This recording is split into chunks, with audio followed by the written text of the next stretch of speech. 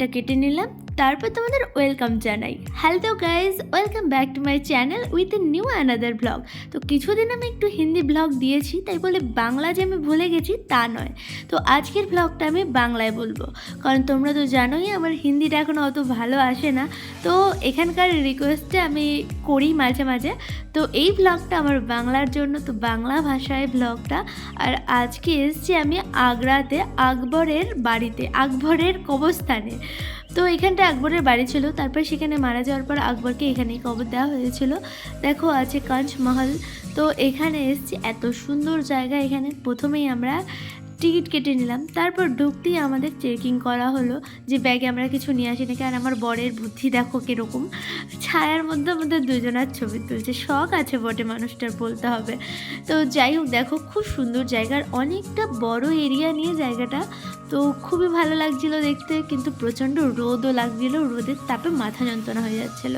তো এটা কিন্তু শীতের দিনে আসলে খুবই এনজয় করা যায় জায়গাটা, কারণ একদম খোলা রোদের মধ্যে খুবই ভালো লাগবে। তো এই দেখো আমাদের আকবর মহলের গেটটা, এখান দিয়ে মানে ঢুকবো। তো গেটটা দেখে মনে হচ্ছে এরকম মানে নর্মাল, কিন্তু এর মধ্যে যে কত গুপ্ত কুঠির আছে সেটা কেউ ধারণাও দিতে পারবে না। তো যাই হোক, ঢেক উঠলো কথার মাঝখানে। তো তারপর আমি তো আগে চলেই যাচ্ছি, কারণ আমার প্রচণ্ড রোদ লাগছে। বরকে বলছি তুমি ভিডিও করতে করতে আসো, আমি তো চললাম। তারপর এখানে দাঁড়িয়ে বললাম বর একটু ছবি তুলে দাও, তারপর বর দুটো ছবি তুলে দিল। তারপর তো আবার চললাম ভেতরের দিকে, ভেতরে কি আছে আর তোমাদের সাথে শেয়ার করছি। আর এটা না আমরা অনেকদিন হঠাৎ করে আমরা একটু ঘুরতে বেরিয়ে গেছিলাম, আর তখনই ভাবলাম যে তোমাদের সাথেও শেয়ার করি। আর কিছু না কিছু জিনিস তো আমি তোমাদের সাথে শেয়ার করতেই থাকি, কারণ ভিডিও করাটা আমার মানে খুবই একটা পছন্দের জিনিস, খুবই ভালোবাসার জিনিস।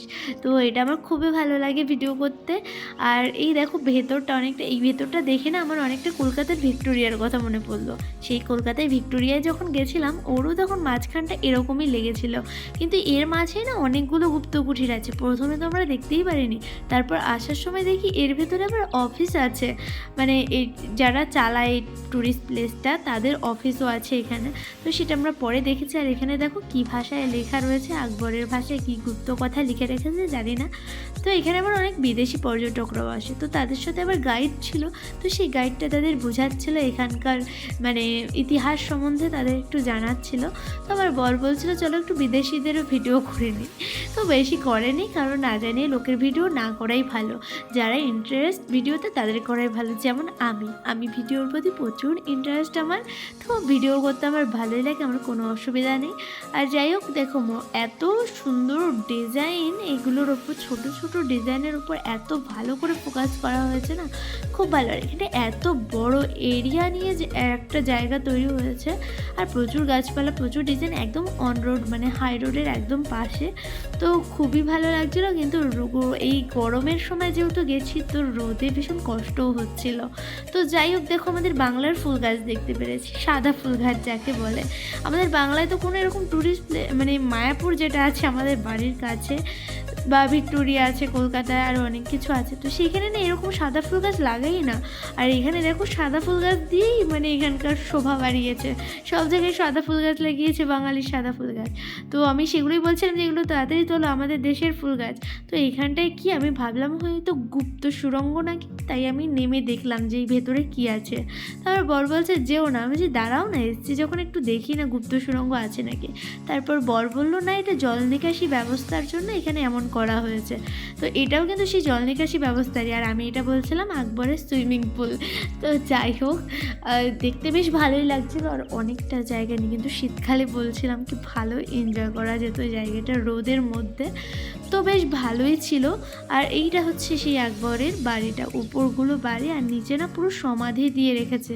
এক সময় তো এটা আকবরের মহল ছিল, তো সেটাই। আর এখন এটা সমাধি হয়ে গেছে, ট্যুরিস্টের প্লেস হয়ে গেছে, নানান ঐতিহাসিক জিনিস এর মধ্যে আছে। তো এখন আমরা যাচ্ছি আকবরের মানে সমাধিস্থান দেখতে।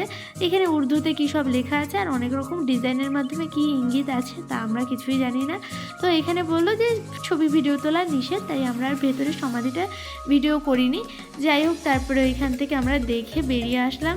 আর এখানে এত উঁচু, তার মাঝে আকবরের সমাধিস্থল, তো কথার আওয়াজগুলো এত জোরে জোরে মানে সাউন্ড করছিল। আর এখানে ডিজাইনগুলো তো দেখতেই পাচ্ছ, এত সূক্ষ্ম সূক্ষ্ম ডিজাইন, মানে কত যুগ যুগ বছর আগেকার ডিজাইন, তাও কত সূক্ষ্ম ডিজাইন। তো এখানে আমি দেখছিলাম যে কী সুন্দর এই ফাঁকা দিয়ে চলে যাওয়া যাচ্ছে ওই পাশে। তো আমার বেশ ভালোই লাগছিলো যে অনেকক্ষণ রোদে হেঁটে আসার পরে একটু ছায়া পেয়েছি, তো ভালোই আনন্দ লাগছিল আমার। তো ঘুরে ঘুরে দেখছিলাম, একদম সেই রাজপ্রাসাদের মতন রয়েছে। তো আগেকার দিল্লি তো মুঘল সম্রাটেরই মানে দখলে ছিল, তো সেখান থেকে তারাই, যেমন তাজমহল, লালকেল্লা, এগুলো সব রয়েছে এখানটা, অনেক কিছুই দেখার রয়েছে। তো তার মধ্যে আজকে ফার্স্ট আমি আগ্রার এই সেকেন্দারাতে এই আকবরের সমাধিস্থল দেখতে আসলাম, তো খুবই ভালো লাগলো। আর এই দেখো আমরা দুজন রোদে একদম কাহিল হয়ে গেছি, তো অনেক মানে ক্লান্ত হয়ে গেছে, মুখ চোখ দেখেই বুঝতে পারছো, বাট এনজয় করছি, ভালো লাগছে। ঘুরতে কারই না ভালো লাগে বলো? বিশেষ করে আমাদের দুজনের মেন্টালিটি কিন্তু একই রকম, মানে আমরা প্রচণ্ড ঘুরতে ভালোবাসি, প্রচণ্ড গল্প করতে ভালোবাসি, আর দুজনে কিন্তু ভিডিও করতে ভালোবাসি। যদিও বড়ের টাইম হয় না, তাই আমার সাথে বেশি ভিডিও করে না, বেশিরভাগ ভিডিও আমি সিঙ্গেলই করি, কারণ আমি ঘরের মধ্যে টাইম পাই, আমি করে নিই। আর যখন ওর সাথে কোথাও বেরোই তখন কিন্তু বেশ কটা ভিডিও করে নিই। আজও প্রায় কটা রিলস বানিয়েছিলাম, সেটা তোমাদের সাথে শেয়ার করব। ফেসবুক আছে, ইনস্টাগ্রাম আছে, ইউটিউবে অবশ্যই শেয়ার করব। তো যারা এখনও সাবস্ক্রাইব করোনি, প্লিজ আমার চ্যানেলটা সাবস্ক্রাইব করে দিও। আর কিছুক্ষণ বাদে এত বড় বড় প্লেন যাচ্ছিলো না, মানে সামনেই তো আগ্রা এয়ারপোর্ট, তো বড় বড় প্লেন যাচ্ছিলো। আর এখানে বরকে বললাম, বর যেও না, পড়ে গেলে কিন্তু মান সম্মান চলে যাবে। তো এখানে কি আছে দেখতে এলো, এসে দেখি কি বিশাল বড় একটা কুয়ো, আর এখানে পায়রা আবার বাসা বেঁধেছে আর গম গম করছে। তো আমার আর কৌতূহল সহ্য হলো না, আমিও চলে আসলাম দেখতে দেখতে। বরকে যেটা বারণ করেছিলাম সেটার উপর দিয়েই আমি আবার হাঁটতে হাঁটতে চলে এলাম। এসে দেখি সত্যিই তো অনেক বড় কুয়োটা, আর অনেকটা বেশ চওড়া, আর নিচের তল দেখা যাচ্ছে না, এতটাই গভীর। আর ওই যে বলছিলাম, খানিকক্ষণ বাদে প্লেনগুলো যাচ্ছে একদম কাছেই, তো এয়ারপোর্টের কাছেই চলে এসেছিলাম। তো প্লেন দেখতে আমার কিন্তু বেশ ভালো লাগে, একদিন ইচ্ছা আছে অবশ্যই একবার প্লেনে চাপবো। ভগবান কী করে জানি না, ইচ্ছে তো মনের মধ্যে আছে। তো এই দেখো এখানে আবার কি আছে, তো বর বলছে এখানে আমার ভিডিও করে দাও, তোমারই তো ভিডিও করলাম। তো যাই হোক, ভিডিওটা আজকে এখানেই বরকে দিয়ে শেষ করছি।